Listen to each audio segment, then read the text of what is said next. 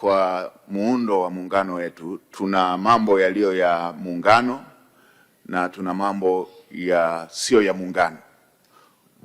Kuhusu masuala ya kisera, kama alivyosema, na kisheria, tuna masuala ya sio ya muungano ambayo kisera tunayafanya kwa mashirikiano, ambapo wizara za kisekta za masuala ya sio ya muungano zinaingia ushirikiano, ama taasisi zinazoendesha masuala hayo yasiyo ya kimuungano kuingia ushirikiano.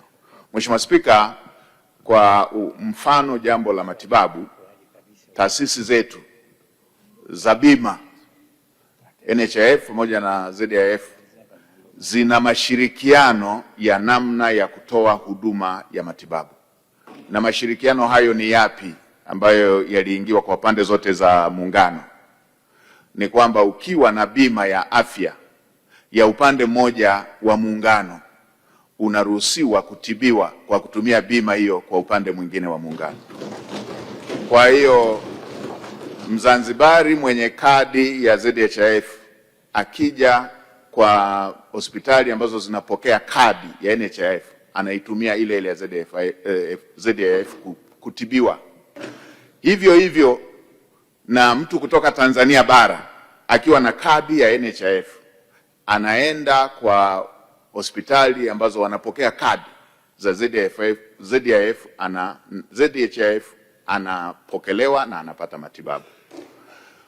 Mtanzania akiwa hana hiyo kadi, kama ambavyo kwa Mzanzibari akiwa hana hiyo kadi ya bima kwa Zanzibar atatakiwa kulipa kesh ili aweze kutibiwa. Hivyo hivyo na mtu wa kutoka Tanzania bara akienda bila hiyo kadi ya NHIF akiwa Zanzibar atatakiwa kulipa kesh. Na hivyo hivyo mtu kutoka Zanzibar akiwa hana kadi ya bima ya ZHIF atatakiwa kulipa kesh. Sasa ni nini kilichozua mtafaruku na majadiliano, Mheshimiwa Spika? Kuna utaratibu wa wale watu wasiojiweza ambao wanatibiwa bure. Na sisi huku Tanzania bara tuna utaratibu wa watu wasiojiweza ambao wanapata huduma ya TASAF. Mheshimiwa Spika, kama ilivyo kwa Tanzania bara, tuna matatizo ambayo kila wakati na ni mambo ya kila siku tunahangaika kuhusu masuala ya uraia. Tuna watu wa kutoka nchi jirani huku kwa ajili ya kimahusiano, ngoja nisitaje moja moja, lakini mnajua wanaokuja.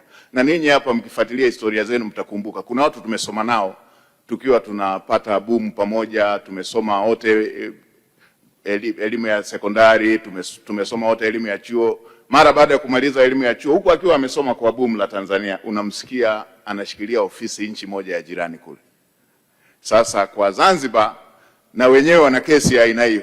Anakuja mtu kutokea visiwa vya wapi huko, nimesema nisitaje majina ya nchi, huko nchi zingine wala sio Tanzania bara, anatokea kule na anaenda na anafika mpaka pale, anapata kadi ya mkazi kwa forgery, then anapata ile kadi ambayo kwa huku Tanzania bara tungeita ya TASAF, ili apate matibabu hayo bure.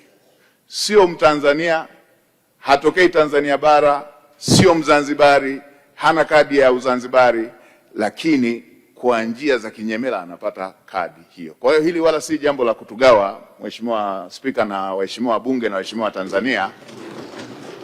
Hili ni jambo la kutuunganisha zaidi ili taasisi zetu za uhamiaji ziendeleze uimara katika kujua yupi ni raia wa Tanzania, yupi anastahili kuwa na kadi ile ya Mzanzibari, ili kuweza kuondoa hii mianya ya watu kutoka nje ya Tanzania kuja kunufaika na rasilimali za Tanzania. Kuhusu ngazi ya matibabu, huyu katokea upande huu, katokea upande huu, hakiangaliwi kutibiwa kuwa umetokea upande gani. Kinachoangaliwa, je, una kadi hiyo ya bima ili uweze kutumia bima. Kama huna kadi ya bima unatakiwa ulipe keshi. Na hii ni kwa pande zote za muungano.